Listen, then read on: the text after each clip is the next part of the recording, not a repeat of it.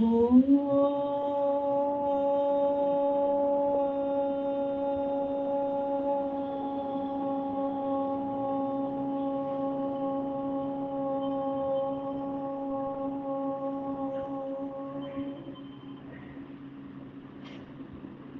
फेफड़ों को शुद्ध, प्राणायाम करिए और मेरे साथ जोर से पता लगना चाहिए कि यहाँ कुछ हो रहा है।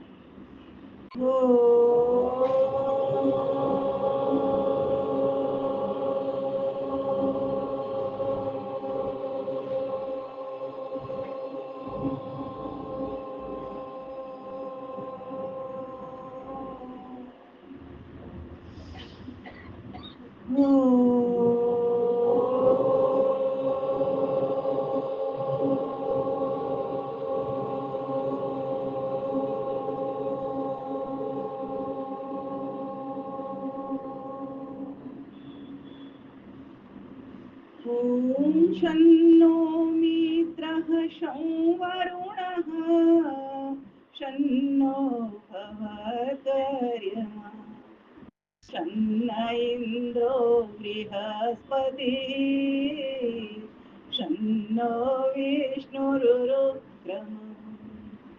ॐ नमो ब्रह्मणे नमस्तेवाय त्वमेव प्रत्यक्षं ब्रह्मासि त्वामेव प्रत्यक्षं ब्रह्म वदिष्यामि ऋतं वदिष्यामि सत्यं वदिष्यामि तन्मावतु तद्वक्तारमवतु अवतु माम् अवतु वक्तारम् अवतु माम् अवतु वक्तारम्। ओम शांति शांति शांति।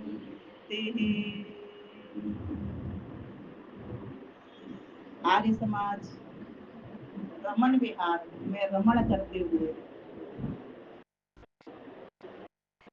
आज इस सुंदर से सौभाग्य को अवसर को प्राप्त करते हुए आप और हम सभी परस्पर बड़ी प्रेम प्यार श्रद्धा के साथ में देवभूमि पर यज्ञ भूमि पर बैठे हुए।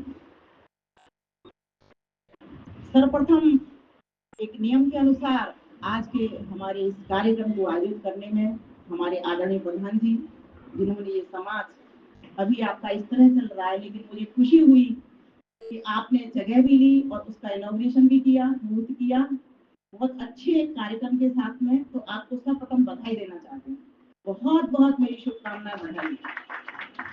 यज्ञ आपका बहुत सुंदर हवन बन जाए, भावनाओं से सज जाए, यज्ञ की भावनाओं से सज जाए, वेद की भावनाओं से सज जाए, आर्य भावनाओं से सज जाए, ऐसी मैं आपको बहुत बहुत बधाई देती हूँ।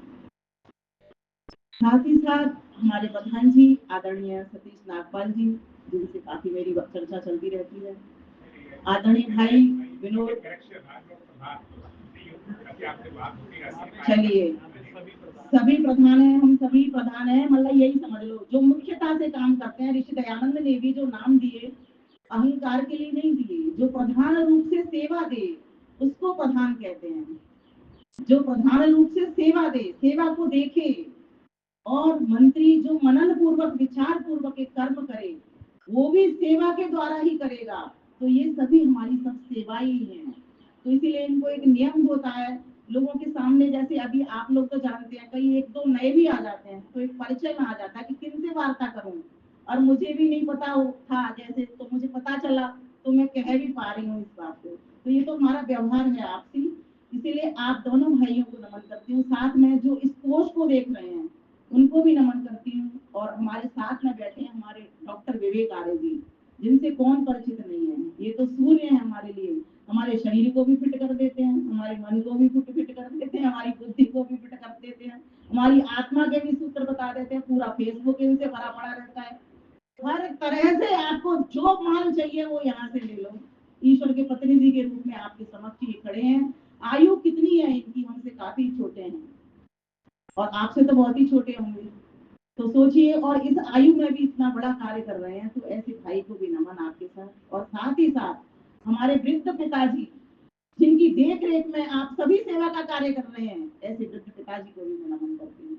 और साथ ही जिन्होंने बहुत सुंदर यज्ञ कराया, आदरणीय माता कहूँ, बड़ी दीदी कहूँ, आदरणीय सुमन खल्ला जी, बड़ा अच्छा परिचय है इनसे मेरा, व्हाट्सएप से भी और फेसबुक से भी।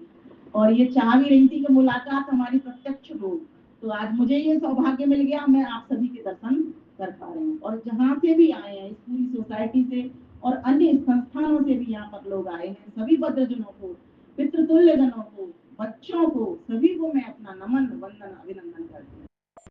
प्यारे भाइयों बहनों, आप एक अच्छा कार्य कर रहे हैं, नेक कार्य कर रहे हैं। सचमुच हम सभी को धर्म की ओर बढ़ा रहे हैं। और ईश्वर देव दयानंद सरस्वती ने तो ये नियम ही हमको दे दिए। क्या आज मुझे जो विषय दिया आपने, सब काम धर्मानुसार, अर्थात सत्य और असत्य को विचार करके करना चाहिए। बहुत सुंदर स्वामी जी के ये नियम है। और स्वामी जी के तो ये जो 10 नियम है ना, जो हमें अभी अभी हमारे पास वर्तमान में है, जिन पर अब हम सब चल रहे हैं और चला रहे हैं। क्योंकि उनके बारे में तो कहा जाता है उन्होंने तो 28 नियम दिए, फिर धीरे धीरे करके 18 पे सिमट गए, फिर आज हमारे पास वो 10 है। एक पूरी तरीके से समरी। मैं तो कहती हूँ, अगर किसी को सही मायने में धर्म को समझना है, तो ऋषि दयानंद के इस नियमों को समझ लें। और आपने बहुत अच्छी ये कड़ी भी चला रखी है। और मुझे इस बात का कल परसों ही पता चला है कि आप इसको रखेंगे। कल तो मैं तिलक नगर आई हुई थी तो मेरा कोई और विषय था। और आज शाम को 4 बजे मुझे जाना है गोविंदपुरी, वहाँ किसी का संस्कार कराना है, सीमंतोदय संस्कार। तो अभी सुबह का चूंकि आपके यहाँ था तो मुझे आना हुआ। तो आज आपके यहाँ जो विषय है मेरा, यही 5वां नियम रहेगा। देखते हैं ईश्वर क्या मुझसे कहलवाता है। इसकी तो बहुत बड़ी विस्तृत व्याख्या है। धर्म शब्द तो अपने आप में ही धारणार्थ आहु, अर्थात जो धारण किया जाए वही तो हमारा धर्म होता है। जिसको हम धारण करें, सभी मनुष्य मात्र धारण करें, वो धर्म है। धर्म की परिभाषा सभी संतों ने, ज्ञानियों ने, गुरुओं ने, योगियों ने, महर्षि दयानंद सरस्वती ने, सबने अलग अलग की धर्म से पहले। लेकिन इन शब्दों पे आगे के जो शब्द हैं वो भी बड़े विचारणीय हैं। कहा सब, अब सब क्या, तो प्रत्येक, हर एक, सभी, काम। और काम क्या, हमारा कर्म। काम की परिभाषा स्वामी दयानंद सरस्वती ने बड़ी सुंदर लिखी है। मैं भी वहां तक नहीं पहुंच पाई जहां तक ऋषि ने बड़ी बात कही। यदि काम उसको कहते हैं, हम तो काम का मतलब कर्म समझते थे, और ज्यादा पहुंच सकते तो सेवा तक पहुंच सकते। वो कहते हैं काम उसको कहते हैं जो कि धर्म पूर्वक हो, जिसमें कुछ अर्थ निहित हो, उसको काम कहते हैं। बताओ, इसीलिए इस यज्ञ को क्या कहा गया, यज्ञो वही श्रेष्ठतम कर्म। ऐसा श्रेष्ठतम कर्म ही क्या बनता है, काम बनता है। और हम तो काम क्या समझते थे, झाड़ू लगाना, पोछा लगाना, बस इतने से ही काम को ही काम समझ लेते थे। इससे आगे हम नहीं बढ़ते थे। ठीक है, पुण्य के काम भी हम जानते थे, अपुण्य के काम भी हम जानते थे, लेकिन वहां तो काम शब्द ही हमारे मनुष्यों के लिए क्या दिया कि तुम्हें धर्म पूर्वक कर्म ही करना है, अर्थ को विचार करके भी कर्म करना है। कई लोग गीता के श्लोक की गलत व्याख्या कर रहे हैं, कहते हैं फल की चिंता मत करो। श्लोक गलत नहीं है, कृष्ण भगवान गलत नहीं है, व्यास ऋषि गलत नहीं है। उनका प्रेजेंटेशन हम नहीं समझ पाए, वो क्या कहना चाह रहे हैं, श्लोक को सही तरीके से हम प्रेजेंट नहीं कर पाए। वो क्या बताना चाह रहे हैं हमको। कहते हैं कि धर्म क्या होता है, तो बोले धर्म वो होता है जो कि आपको श्रेष्ठता की ओर लेकर के जाए। वहां पर उन्होंने कहा है कि फल की इच्छा मत करो, अर्थात संसार के फलों की इच्छा मत करो। लोगों को क्या चाह रहती है ईश्वर से, संसार की ही चाहना रहती है। ये शरीर क्या है, ये भी तो संसार है। ये जो शरीर है ये भी तो संसार है। तो किसकी चाहना करो, चाहना तो करनी होगी, क्योंकि जीवात्मा कैसा है, स्वार्थी है। उसका अपना भी अपनी चाह होती है, बिना चाह के वो आगे बढ़ नहीं सकता। तो क्या इच्छा होती है उसकी, उसकी इच्छा होती है कि मैं आनंद को प्राप्त करूं। लेकिन वो चल कहां पड़ता है, संसार की ओर। क्योंकि संसार की सभी चीजों में उसको सुख मिलता है। भाई रोटी खाएगा तो सुख मिलेगा ना, पानी पिएगा सुख मिलेगा ना, वस्त्र पहनेगा सुख मिलेगा ना, कोई भी काम करेगा तो उसको सुख मिलेगा, ठीक है ना। तो लेकिन सब काम, सारे काम कैसे हो, किस इच्छा से होना चाहिए, आनंद की इच्छा से। और एक ही कॉमन धर्म है कि सभी आनंद को चाहते हैं। लेकिन इस कॉमन बात को ना समझ करके सभी उस आनंद वाले कर्म को नहीं करते। तो जब हमको ये समझ में आ जाएगी कि क्या धर्म है क्या अधर्म है, जैसे दुर्योधन ने क्या कहा, हम लोग जानते भी हैं, इस बात को समझ भी आ रही है कि क्या धर्म है क्या अधर्म है। समझ रहे हो, दुर्योधन ने क्या कहा था, जाना में धर्मम न च में प्रवृत्ति और जाना में अधर्मम न च में निवृत्ति। मैं धर्म को भी जानता हूँ और अधर्म को भी जानता हूँ, लेकिन धर्म में मेरी प्रवृत्ति नहीं है और अधर्म से मेरी निवृत्ति अर्थात छुटकारा नहीं है। हम भी सभी जान ही रहे हैं सारी चीजों को, धर्म को भी जान रहे हैं। अब आर्य समाज के आ रहे हैं हम लोग, तो हमारे पास सैद्धांतिक ज्ञान बहुत आ गया है, व्यवहारिक ज्ञान भी बहुत आ गया है।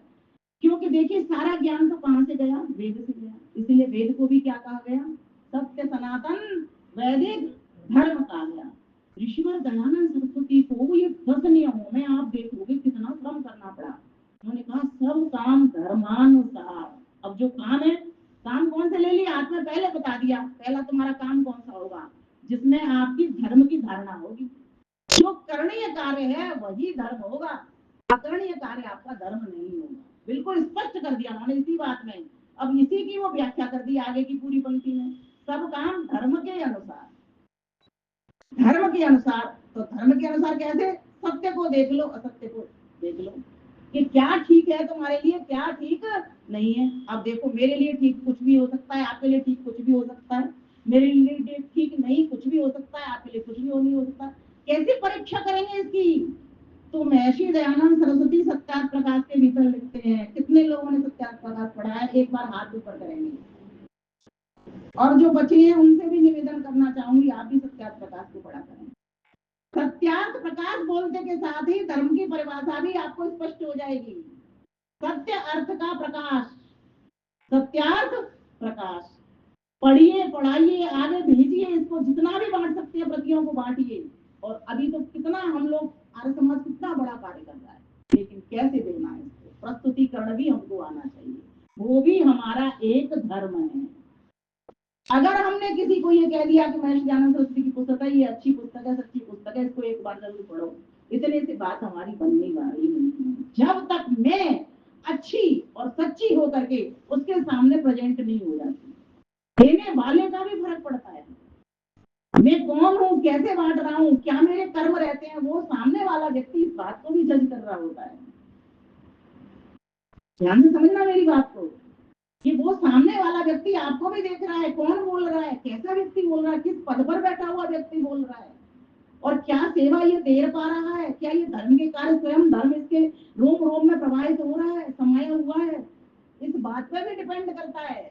इसीलिए पहला कार्य क्या है, पहला कार्य निकुंज बन जाना है, अपने आप को स्वयं को ही धर्म वाला घर बना लेना, अर्थात धार्मिक बना लेना। अब वहां पर उन्होंने धर्म की जो कसौटी दी है, उन्होंने 5 कसौटी दी है। बोले तुम कैसे मानोगे क्या चीज ठीक है क्या चीज ठीक नहीं है। तो पहली बात उन्होंने क्या कह दी, उन्होंने कह दी कि वेद को आप क्या मान लो, कसौटी मान लो, वेद से जज कर लो। वेद ने क्या कहा, हिंसा मत करो, मां हिंसी, तो हिंसा मत करो, ये धर्म है। क्या धर्म है माता जी, एक होता है सामान्य धर्म जो हम और आप सभी करते हैं, रोज करते हैं, पशु पक्षी भी कर रहे हैं, ये सामान्य धर्म की कोटि में आता है। क्या, इसको कैसे पता लगा सामान्य धर्म की कोटि में आता है, आहार निद्रा भयमयी सुनम च सामान्यमेतत् पशुवे नराणाम धर्मो हि तेषाम् अधिको विशेषो धर्मे नहीं ना पशुवे समान। 4 कर्म, भोजन करना, जागना, सोना, ये सभी तो कर रहे हैं, बताओ कौन पशु पक्षी नहीं करना, सब कर रहे हैं, भोजन सभी ग्रहण कर रहे हैं। हर एक अपने बलवान से डर रहा है, हर एक व्यक्ति हो, पशु हो, पक्षी हो, अपने से बड़े से डर रहा है। वो माइथुनम चम, संतान उत्पत्ति का कर्म सभी कर रहे हैं, कौन नहीं कर रहा बताइए। अगर यही 4 हम सब करते रहे तो ये तो सामान्य धर्म में आता है। ये धर्म तो है लेकिन ये सामान्य है, इसमें कोई विशेष बात नहीं कर ली हमने। ये काम एक अनपढ़ व्यक्ति भी कर लेगा, ना समझ व्यक्ति भी ये सब काम करेगा, लेकिन एक विशेष व्यक्ति, योग्य व्यक्ति, जो कि अपना भी भला करेगा, अन्यों का भी भला करेगा, उसका धर्म क्या है। तो कहा पहले वेद से जांच लो, वेद से परख लो, और वेद अनुकूल ग्रंथों से भी, अर्थात जहां जहां जिस ग्रंथ के भीतर सत्य बातें नहीं है, अब इसका कौन करेगा परीक्षा? इस बात का परीक्षा कहाँ कहाँ सत्य गया, कहाँ कहाँ सत्य गया। डॉक्टर विवेक जैसे लोग हैं, ऐसे लोगों की संगति कर लीजिए, विद्वान लोगों के पास आना जाना प्रारंभ कर दीजिए, विशेषज्ञ, डॉक्टर नहीं विशेषज्ञ, विशेषज्ञों के पास जाना प्रारंभ कर दीजिए, जिनको सही में बोध है और जिनका जीवन भी वैसा ही है, और जो आपको दे भी वैसा ही रहे हैं जैसा वो है, क्योंकि हर व्यक्ति वही दे सकता है जो जैसा है। ईश्वर भी वही दे रहे हैं जैसे हैं। ईश्वर ज्ञान दे रहे हैं, ज्ञानी है। ईश्वर आनंद दे रहे हैं, आनंदवान है, आनंद से लबालब भरे हुए हैं, है ना। ईश्वर एक भी दुख नहीं देते। क्यों नहीं देते? क्योंकि वो स्वयं दुख से रहते हैं। तो इस बात की परीक्षा की कसौटी करने के लिए क्या करेंगे? सबसे पहले वेद ग्रंथों की समीक्षा करेंगे। वेद के अनुकूल जो सत्य ग्रंथ हैं, ऐसे विद्वानों का संग लेकर के, और हम आजकल तो बहुत सारे, मैंने भी कई, अभी चतुर्वेद शतकम पिछली बार इन्हीं को मिल चुका है मेरा चतुर्वेद शतकम, जिसके मंत्रों की व्याख्या है, वो माता जी को मिल गया। आप प्रशांत विहार में से लिया ना आपने, एक आपको भी मिल गया। चलिए अगली बार आऊंगी तो वो भी लेके आऊंगी। इस बार मैं अपनी ध्यान की पुस्तकें लाई हूँ। इसमें मेरा टोटली अपना अनुभव है कि मैंने कैसे किया और कैसे किस तरह से ध्यान में हमको करना है, और कब हमको वो सिद्धि प्राप्त होगी ध्यान की, और उसके लिए क्या नियम होंगे, क्या नियम होंगे, किस तरीके से हमको अपना जीवन बनाना पड़ेगा, तब जाकर के हमको धर्म का सही मायने में पता लगेगा, और तब धर्म के द्वारा ही हम फिर ध्यान की दिशा में बढ़ेंगे। बिना धर्म के ध्यान देना, अभी हम जो ध्यान कर रहे हैं ना, अभी जीवन में धर्म नहीं है। कोई भी गुरु आ जाएंगे आपको ध्यान कराएंगे, मैं वैसे नहीं कह रही किसी के लिए, मैं भी आ जाऊं, कोई भी आ जाए, वो ध्यान, तब तक ध्यान आपका नहीं लगेगा, तब तक जो कराने वाला व्यक्ति है उसका धर्म कैसा है, वो किस तरह से कर रहा है, कैसा उसका जीवन है, क्योंकि उसी का ही प्रभाव पड़ता है। तो ऋषि दयानंद क्या कहते हैं? पहले तो वेद के अनुकूल परीक्षा कर लो, वेदानुकूल जो ग्रंथ है, हमारे दर्शन है, उपनिषद है, उनके आधार पर परीक्षा कर लो। उनके जो व्याख्यान ग्रंथ हैं, उपवेद हैं, उपांग हैं, उनके भी आप दर्शन कर लो। बहुत सारे अंग उपांग हैं, व्याख्या सारी इसमें चली जाएगी। तो मैं ये बताना चाहती हूँ कि वेद और वेद के अनुकूल ग्रंथों को पढ़ना शुरू करो। इसकी पता कौन बताएगा? दूसरी कसौटी क्या दी? सृष्टि क्रम के अनुकूल।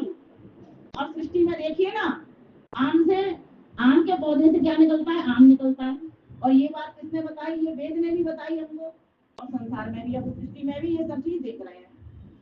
और मनुष्य के बच्चे से मनुष्य पैदा होता है, ये हम सृष्टि में देख रहे हैं, और ये हमें वेद से भी मिल रही है। और इसी बात को हमारे दर्शनों के भीतर अगर जाएंगे तो जैमिनी महर्षि ने भी लिखा है मीमांसा दर्शन के भीतर। वो क्या कहते हैं? अगर इस बात को समझना चाहो कि किसके बच्चे कैसे होते हैं, तो उन्होंने एक सूत्र दिया, समान प्रसवात्मिका जाति ही। और ये जाति पर तो कितनी बंसल जी ने डिबेट कर डाली लगा करके, इस जाति को लेकर के। लोग जाति किसको समझते हैं? ब्राह्मण को, वैश्य को, क्षत्रिय को, शूद्र को, ये इनको जातियां समझते हैं। जबकि महर्षि जैमिनी क्या कहते हैं? जिसका प्रसव जिस तरह का होता है वो एक जाति में आता है। मनुष्य का प्रसव जिस तरह का होता है वो एक जाति, मनुष्य एक जाति है, पशु एक जाति है, पक्षी एक जाति है। तो जाति का हो गया ना निर्णय, कहाँ जाना हमको, कहाँ भटकना। लेकिन कब हुआ? कब परीक्षा हुई धर्म की? अब ये जो लड़ रहे हैं ना, जितने भी लड़ रहे हैं, वो सारे अधार्मिक लोग हैं। धर्म का पता नहीं है, और पता नहीं होने से, पता होने का कारण क्या है? अविद्या से भरे पड़े अंधेरे में है। जब तक अंधेरा नहीं मिटेगा, अंधेरा कैसे मिटेगा? बोले प्रकाश से मिटेगा। कौन से प्रकाश से? क्या इस सूरज की रोशनी? अध्यात्म से, आंतरिक ज्ञान के दिव्य चक्षु जो कृष्ण ने अर्जुन को दिए। क्या कहा? हे अर्जुन मेरी ओर देख। आप क्या कहोगे? एक लाइट सी फेंकते हैं, वो क्या है? वो लाइट मेरी ओर देखो। और अपनी ओर कैसे? वो इतने ब्रह्मांड का दर्शन करा रहे हैं, ऐसे करा रहे हैं। मैप है ना, एक मैप, छोटा सा मैप में क्या करते हैं? पूरे विश्व का दर्शन करते हैं। बस ये पिंड एक ब्रह्मांड का मैप है, पिंड भी एक ब्रह्मांड का मैप है, और इसका दर्शन करा रहे हैं। कह रहे मेरी ओर देख, और मैं बताता हूँ। ये जो चंद्रमा देखता है ना तो ब्रह्मांड में, ये हमारा मन बन करके बैठा है। ये जो ब्रह्मांड में सूर्य देखता है ना, नेत्र बन करके बैठा है ना। और ये दिशाएं देखता है ना, ये हाथ बन करके बैठी है, कान बन करके बैठी है। और ये जो पृथ्वी देखता है ना तू, ये सब मेरे पिंड में, ये जो पृथ्वी तत्व तुझे दिख रहा है, उभरा उभरा, ये सारा की सारा जो स्किन है, वो पूरी की पूरी पृथ्वी तत्व। और ये जल देखता है ना तो ब्रह्मांड में, ये रस रक्त के रूप में बह रहा है। ये दर्शन दिया। आज तक आर्य समाज के अलावा कहीं भी आपने इस तरीके का व्याख्यान नहीं सुना होगा। कि कृष्ण ने कौन से दिव्य चक्षु दिए? सारा दिन वही एक प्रेजेंटेशन दिख रहा है, लाइट। अब उस लाइट को भी तो समझना पड़ेगा कौन सी लाइट है। तो धर्म को करने से पहले धर्म का ज्ञान होना बहुत जरूरी है, उस लाइट का होना बहुत जरूरी है, तब तक हम धर्म में घटेंगे। तो स्वामी जी ने कितनी बढ़िया बात कही, सब काम कैसे होने चाहिए? धर्म के अनुसार होने चाहिए। लेकिन धर्म का अनुसार कब होंगे? जब हमको ज्ञान हो जाएगा। इसलिए मैं उसको पहली कक्षा में, और इसीलिए उन्होंने कह दिया कि ये विचार कर लो। विचार करना क्या? ज्ञान है। क्या विचार कर लो? क्या मेरे लिए सत्य है, क्या मेरे लिए असत्य है, क्या करणीय कार्य है मेरा और क्या करने योग्य कार्य नहीं है। करने योग्य कार्यों को कर लेना और ना करने योग्य कार्यों को छोड़ देना, ये धर्म है। ऋषि दयानंद सरस्वती ने व्याख्यान लिखा है। तो 5 कसौटियों में पहली कसौटी कौन सी हो गई? वेद और वेद के अनुकूल ग्रंथ जितने भी हैं हमारे, उनको हम विद्वान। दूसरा हुआ सृष्टि क्रम के अनुकूल। सृष्टि में देख लो, वेद में जो बात कही है वो उसी तरह की है क्या? धर्म अधर्म की व्याख्या है क्या उसी तरीके की चल रही है यहाँ पर? हाँ, बिल्कुल चल रही है। ठीक है, हो गया क्लियर आपका। अब इसके बाद विद्वान पुरुषों का संग करो, जो मैंने उसी में छोड़ दी थी बात, कि आप ऐसे विद्वान लीजिए जिनको वास्तव में सही मायने में सही ज्ञान है, यथार्थ ज्ञान है। अभी हमें ये भी पहचान नहीं हो पा रही है क्योंकि हम अल्पज्ञ प्राणी हैं, कम जानने वाले हैं, कम समझने वाले हैं। वो तो धन्य है आप आर्य समाज के लोग हो, आर्य लोग हो, और आपके भीतर ये विद्वता और ज्ञान आता चला जा रहा है, बढ़ता जा रहा है, क्योंकि आप नैतिक कार्य कर रहे हो, विद्वानों के संग में रह रहे हो। फिर तीसरी कसौटी उन्होंने लिख दी क्या? कि विद्वानों का संग करो। क्योंकि और वो विद्वान भी कैसे कहूं, तो उन्होंने कहा आप तो हो, ध्यान से समझना, आप तो जिनका जो आचरण है वो सत्यवादी हो, न्यायकारी हो, धर्म पर चलने वाला हो, वो आचरण पर बहुत ज्यादा प्रभाव डालते हैं। एक जगह उन्होंने सत्यार्थ प्रकाश के ही नवे समुल्लास में इस बात को वैराग्य में दिया है कि क्या करनी है क्या करनी है नहीं, धर्म कौन सा अधर्म कौन सा। तो कहते हैं सत्य का आचरण ये धर्म है और यही वैराग्य है। असली वैराग्य कोई ऐसा नहीं है कि घर बार छोड़ दिया आपने, घर में भले ही रह रहे हो तुम, लेकिन अगर सत्यवादी हो, सत्य का कार्य कर रहे हो ना, बहुत से लोग मैंने देखे हैं घरों के भीतर भी ईमानदार होते हैं, कभी भी झूठ नहीं बोलते, चाहे भले ही वो वेद के पास नहीं बैठ रहे, लेकिन भीतर में उनके वेद पड़े हुए हैं। क्योंकि भीतर तो वेद परमेश्वर ने जब हमारा जन्म हुआ तभी नक्की करके हमें दे दिए चारों वेद।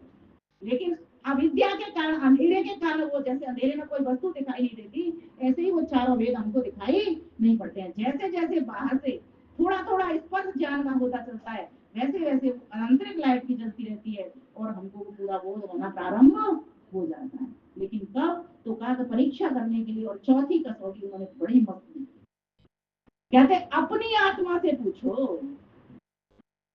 क्या ये ठीक है, क्या ठीक नहीं है। हम में से कितने लोग हैं जब किसी काम को करते हो एक बार तनिक ये विचार करते हैं, क्या ये मेरे लिए ठीक है जो मैं करने जा रहा हूँ। अगर हम ये थोड़ा सा विचार करें, क्या मैं ये ऐसा करूं, लेकिन क्या करते हैं हम, विचार भी करेंगे तो इंद्रियों के दास होने से, ये इंद्रियां ही तो है, ये मन बुद्धि ये सब क्या है, इनके दास होने से हम आने वाली आत्मा की जो आवाज है, जो आकाशवाणी है, जो हृदय की आवाज है, उसको दबा देते हैं। इसीलिए हम अधर्म कर बैठते हैं।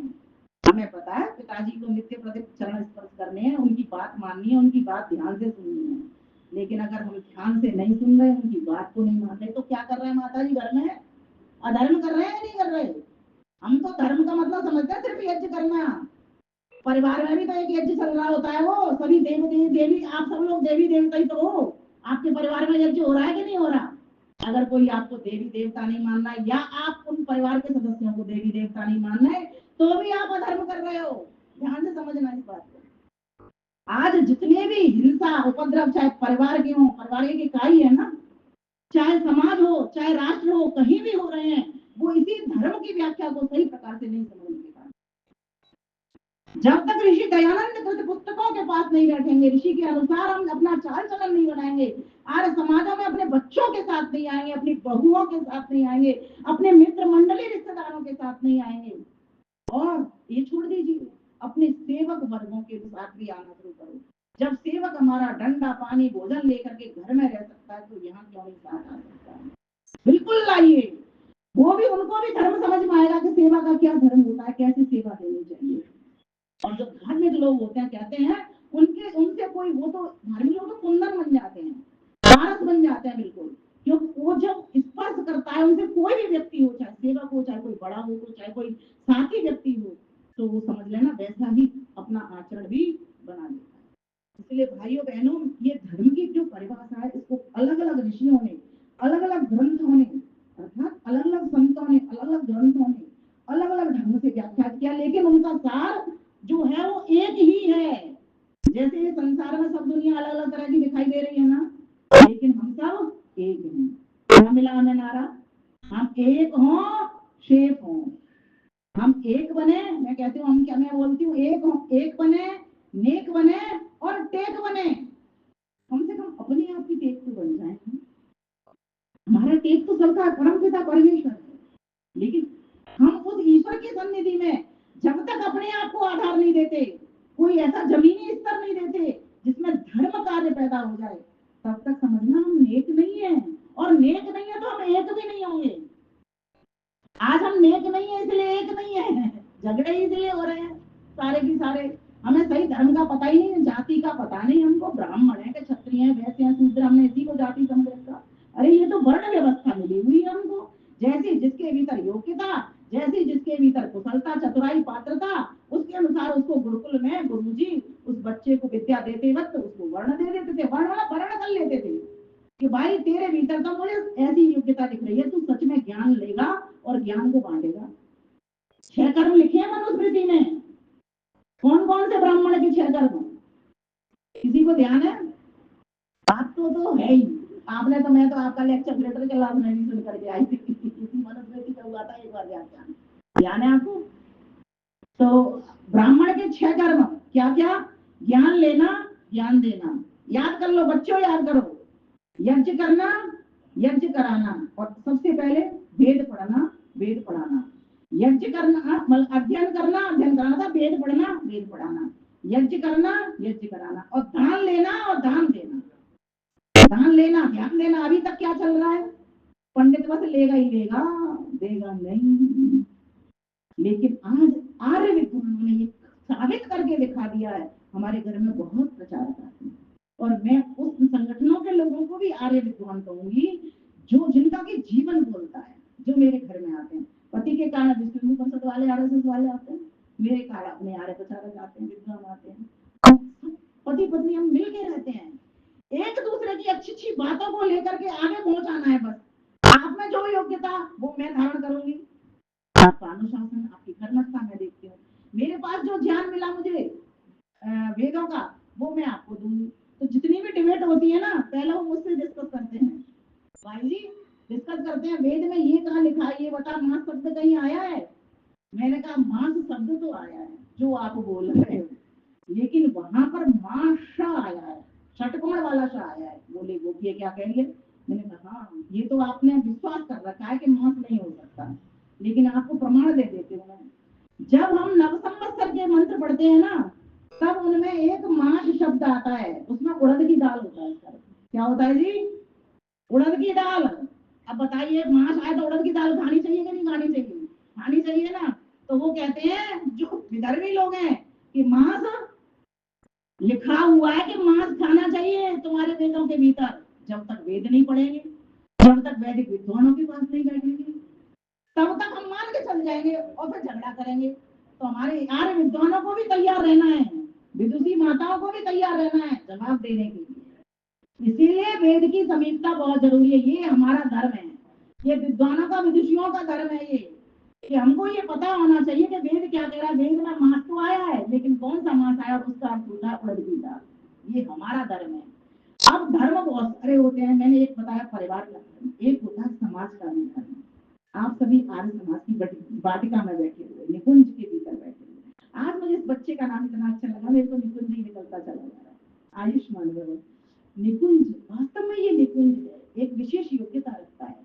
ये आर्य तो हमारे सभी के घर में पहुंचे, हम यही सभी शुभकामनाएं इस बच्चे को भी दे रहे हैं। ये बच्चा आर्य वीर बन जाए, आर्य धीर बन जाए, आर्यत्व से ज्ञानी हो जाए, और ज्ञानी होकर के इस आर्यत्व को, इस श्रेष्ठता को चारों ओर पहचान पहुंचाने वाला बन जाए। ऐसी इसके लिए अभी बहन जी ने, सुमन बल्लाड़ी ने इसके लिए, बच्चे के लिए प्रार्थना की। बहन जी को नमन करती हूँ।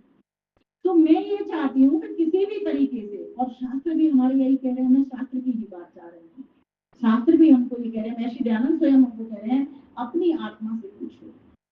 अगर आपकी आत्मा में ऐसा लग रहा है कि कोई मेरे प्रति ऐसा व्यवहार करे जो मेरे लिए ठीक नहीं होगा, ध्यान से समझना है। हाँ, सब में एक ही आत्मा परमात्मा का वास है, और जैसा मैं अपने लिए चाहती हूँ वैसा ही मैं अन्यों के साथ भी व्यवहार करूँ। समझ रहे हो ना? इस बात की भी कसौटी आपके पास है। हर व्यक्ति का आत्मा सत्य और असत्य को जानता है, लेकिन इंद्रियों का दास हुआ वो इस बात को सत्य को मानता नहीं, असत्य क्यों में जल्दी पकड़ में आ जाता है। तो पता है आपको, चोरी करना, झूठ बोलना, इसके लिए मेहनत नहीं करनी। क्या नहीं करनी? मेहनत नहीं करनी, लेकिन सत्य बोलने के लिए कितना मन के ऊपर नियंत्रण करना पड़ता है। इसलिए मैं तो धर्म को अगर मुझसे कोई व्याख्या पूछे अपनी, तो मैं तप कहूंगी, तब कहूंगी, तब को धर्म कहा है, लेकिन मैं धर्म को तब कहूंगी कि वास्तव में इसमें मनों का नियंत्रण, मन मानसिक नियंत्रण बहुत करना पड़ता है। झूठ फौरन बोल जाता है, लेकिन सच बोलने के लिए बहुत नियंत्रण आपको करना पड़ेगा।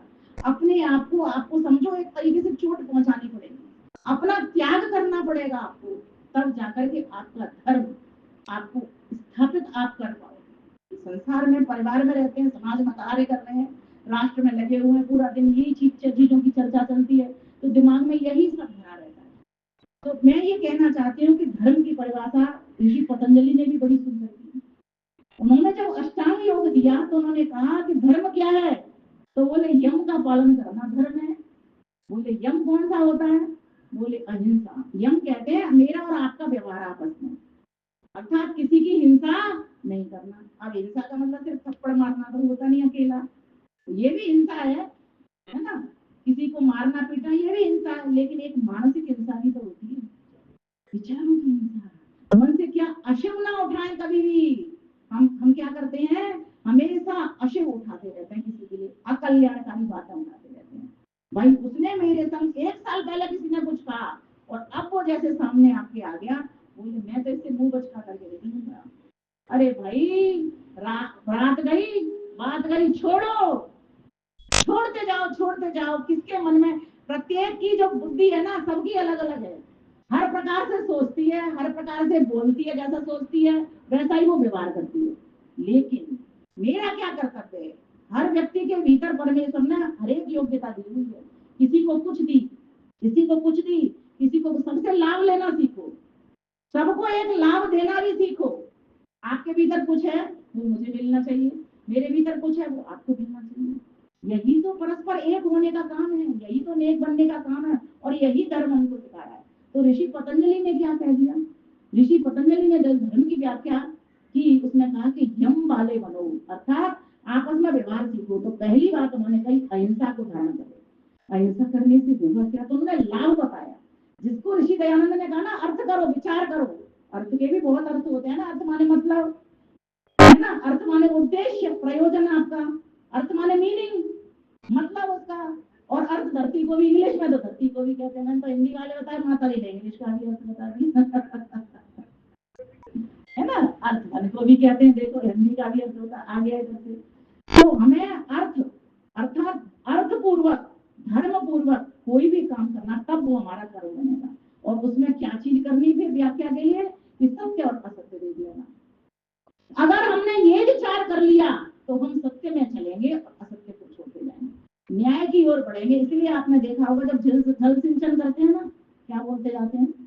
ओम हरितेन मन्यस्व, ओम हनुमतेन मन्यस्व, ओम सरस्वत्यन मन्यस्व। फिर चौथा मंत्र, ओम देव सविता प्रसुवयज्ञम प्रसुवयज्ञपतिं बलाय केतम न पुनात वाचस्पति वाचम न सदति स्वधतु। हे प्रभु, हे प्रकाशक प्रभु, क्या मैं तुझसे प्रार्थना करता हूँ, एक अलग अर्थ आपको दे रही हूँ। मैं ये प्रार्थना आपसे कर रहा हूँ कि प्रभु मैं प्रकाश से प्रकाश में चलूं। समझ गए? कभी भी भूल करके भी अंधेरे में ना चलूं, और यहीं तक ना रुकूं, ना तो मैं अंधेरे में चलूं, ना किसी को चलने दूं।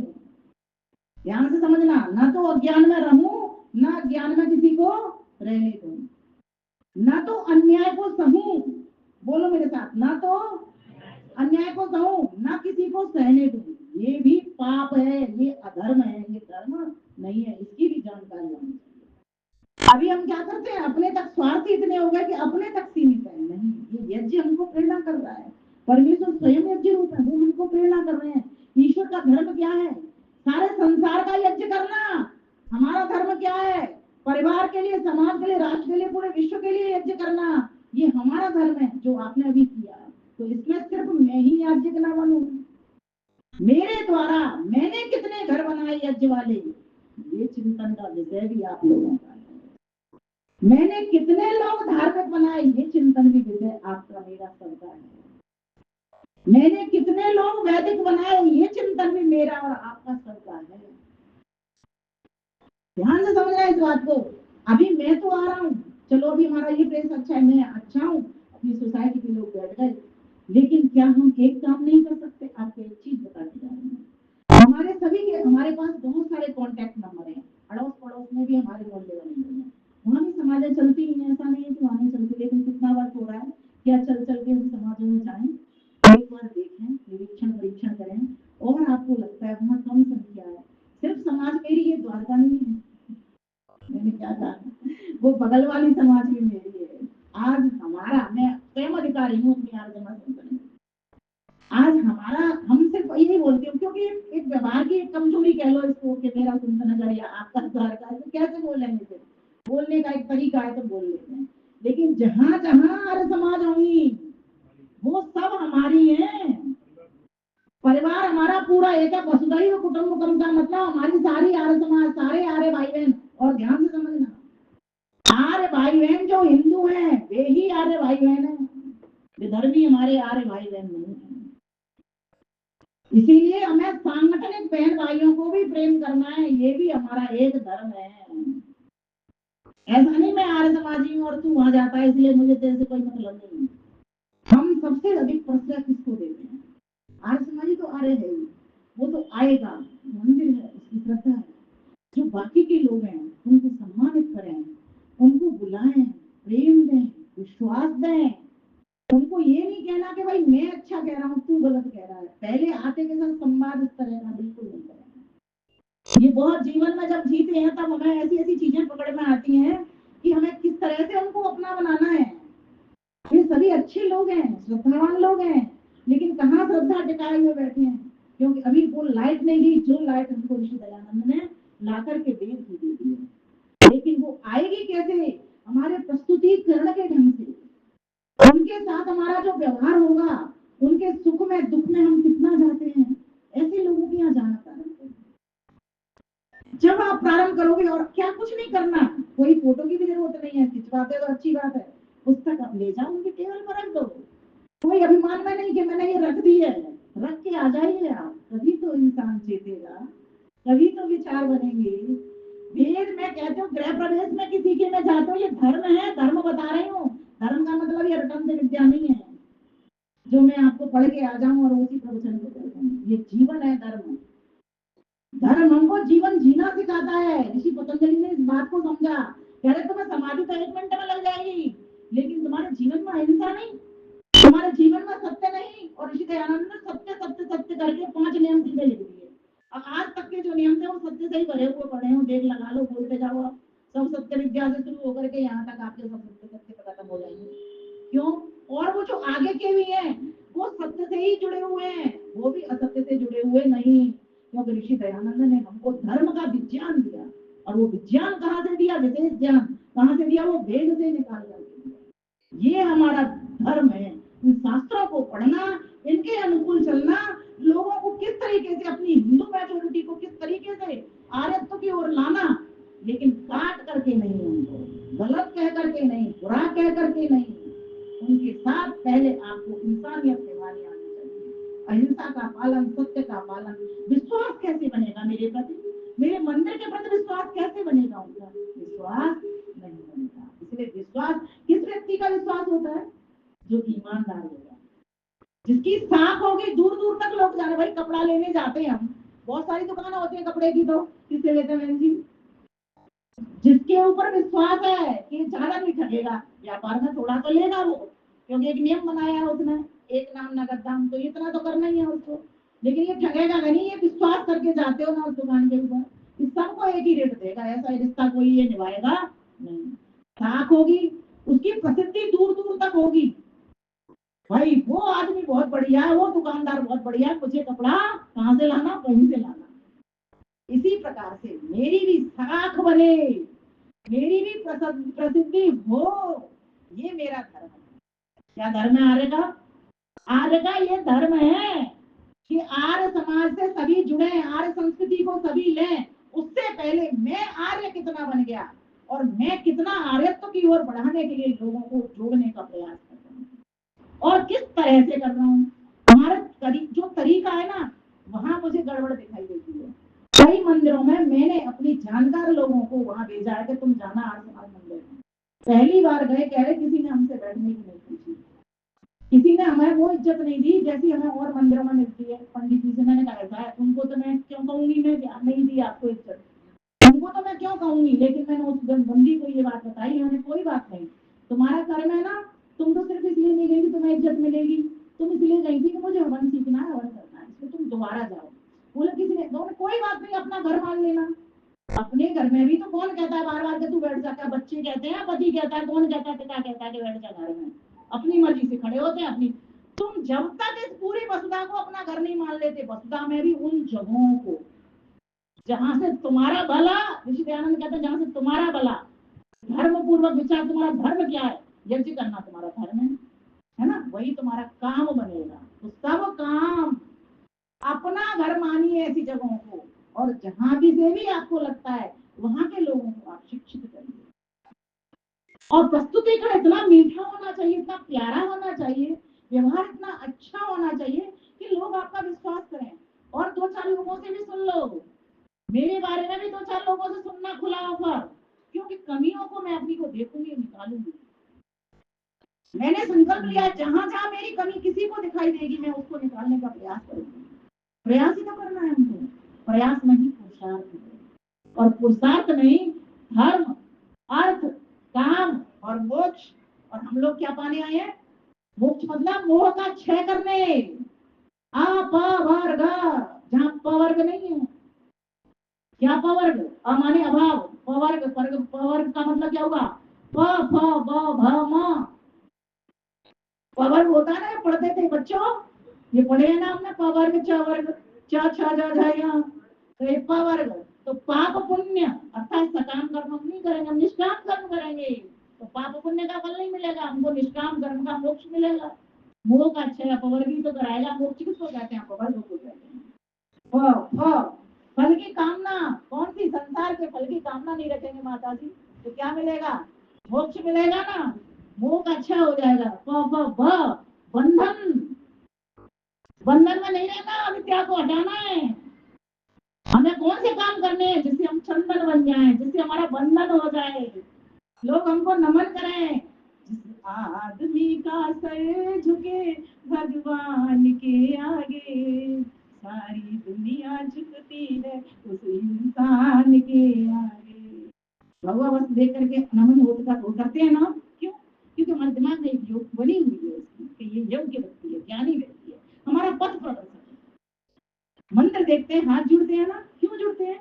क्योंकि मंदिर से हमको मार्गदर्शक मिलेगा, मंदिर हमें अंतर मन के मंदिर से मिलाएगा, उस ईश्वर से जोड़ेगा। हाथ किसको जुड़ रहे हैं? दीवार को नहीं जुड़ रहे, ध्यान से समझना। हाथ कहाँ जुड़ रहे हैं? मन के भीतर जो बैठा हुआ आपका परम पिता परमेश्वर, उसके लिए, इसीलिए आंख बंद हो जाती है, आंख खुलती नहीं है। वहां आंख खुलेगी बिल्डिंग देखने के लिए, ध्यान से समझना।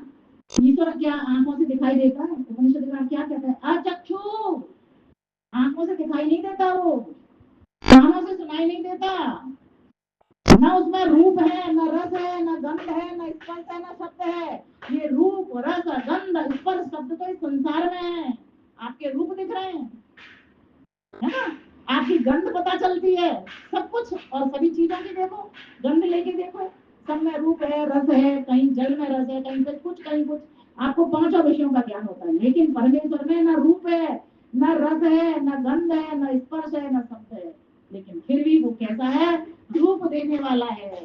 बोलो, परमेश्वर रूप देने वाला है, परमेश्वर रस देने वाला है, परमेश्वर गंध देने वाला है, परमेश्वर स्पर्श देने वाला है। छू के पता लगाते हैं ना कोई वस्तु गर्म है या ठंडी है, छू करके पता लगाता है, छू के पता लगता है कोई वस्तु कैसी है, बासी है, ताजी है या मीठी है या खट्टी है, पता लगती है ना चीजें, बदबू है या खुशबू है, सब परमेश्वर बताने वाला है। तो क्यों नहीं परमेश्वर की जो कसौटी है, वेद की वाणी, उसके पास बैठ जाए। बोलिए, वेद सब सत्य विद्याओं का पुस्तक है। वेद का पढ़ना पढ़ाना, सुनना सुनाना और गुनना गुनाना सब आर्यों का परम धर्म है। कितनी बड़ी व्याख्या ऋषि दयानंद ने दे दी। और आपने 30 नंबर की जब व्याख्या आपके यहाँ हुई होगी तो इसको आपने अच्छे प्रकार से, जो भी विद्वान आए होंगे आपने उनको ग्रहण किया होगा। तो प्यारे भाइयों बहनों, कुछ गुनगुना दूं आपके लिए और फिर उसके बाद वाणी को, मुझे लग रहा है समय जा रहा होगा, मुझे तो पता चलता ही नहीं है, 45 मिनट हो गए हैं। धर्म के लिए जिए, समाज के लिए जिए, धर्म के लिए जिए, समाज के लिए जिए, ये धड़कने ये श्वास हो पुण्य भूमि के लिए, कर्म भूमि के लिए, ये धड़कने ये श्वास हो पुण्य भूमि के लिए, कर्म भूमि के लिए। गर्व से सभी कहें आर्य हैं हम एक हैं, गर्व से सभी कहें आर्य हैं हम एक हैं। जाति पंथ भिन्नता, जाति पंथ भिन्नता, स्नेह सूत्र एक है, स्नेह सूत्र एक है। शुभ्र रंग की छटा, शुभ्र रंग की छटा, सप्त रंग है लिए, सप्त रंग है लिए। धर्म के लिए जिए, समाज के लिए जिए, धर्म के लिए जिए, समाज के लिए जिए, ये धड़कने ये श्वास हो पुण्य भूमि के लिए, कर्म भूमि के लिए, पुण्य भूमि के लिए, कर्म भूमि के लिए।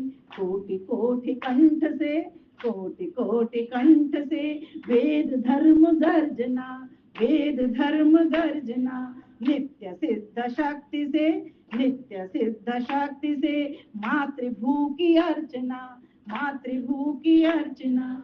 संघ शक्ति कलयुगे, संघ शक्ति, ये हमारा संगठन है, संघ शक्ति कलयुगे, सुधा है धर्म के लिए, सुधा है धर्म के लिए।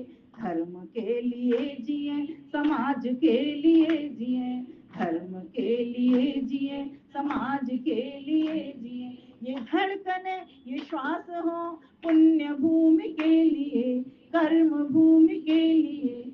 व्यक्ति व्यक्ति में जगे समाज भक्ति भावना, व्यक्ति व्यक्ति में जगे समाज भक्ति भावना, व्यक्ति को समाज से जोड़ने की साधना, व्यक्ति को समाज से जोड़ने की साधना। दाव पर सभी लगे, दाव पर सभी लगे, धर्म कार्य के लिए, धर्म कार्य के लिए, धर्म के लिए जिए, समाज के लिए जिए, धर्म के लिए जिए, समाज के लिए जिए, ये धड़कने ये श्वास हो पुण्य भूमि के लिए, कर्म भूमि के लिए। रजनी चुग जी को समर्पित करती हूँ। एक दिव्य ज्योति से असंख्य दीप जल रहे, एक दिव्य ज्योति से असंख्य दीप जल रहे, कौन लौ बुझा सके आंधियों में जो जले, कौन लौ बुझा सके आंधियों में जो जले। तेज पुंज हम बढ़े, तेज पुंज हम बढ़े, तमस चीरते हुए, तमस चीरते हुए, धर्म के लिए जिए, समाज के लिए, हाथ ऊपर करिए, धर्म के लिए जिए, समाज के लिए जिए, ये धड़कने ये श्वास हो पुण्य भूमि के लिए, धर्म भूमि के लिए, कर्म भूमि के लिए, कर्म भूमि के लिए, समाज भूमि के लिए, आर्य भूमि के लिए, देव भूमि के लिए। आप सभी का, श्रोता बंधुओं का हार्दिक धन्यवाद करती हूँ। इतनी श्रद्धा, प्रेम और विश्वास के साथ श्रवण करने के लिए बहुत बहुत धन्यवाद। सभी स्वस्थ हों, सुखी हों, दीर्घायु हों, याज्ञिक बनेंगे। बोले मेरे साथ 3 शब्द बोलेंगे वाणी को विराम करने से पहले। हम सभी धार्मिक बनेंगे, हम सभी याज्ञिक बनेंगे, हम सभी वैदिक बनेंगे। एक और, हम सभी उपयोगी बनेंगे, हम सभी सहयोगी बनेंगे, हम सभी निरोगी बनेंगे, हम सभी योगी बनेंगे, हम सभी मोदी बनेंगे। मोदी करने के लिए तो हम आप सभी का बहुत बहुत धन्यवाद।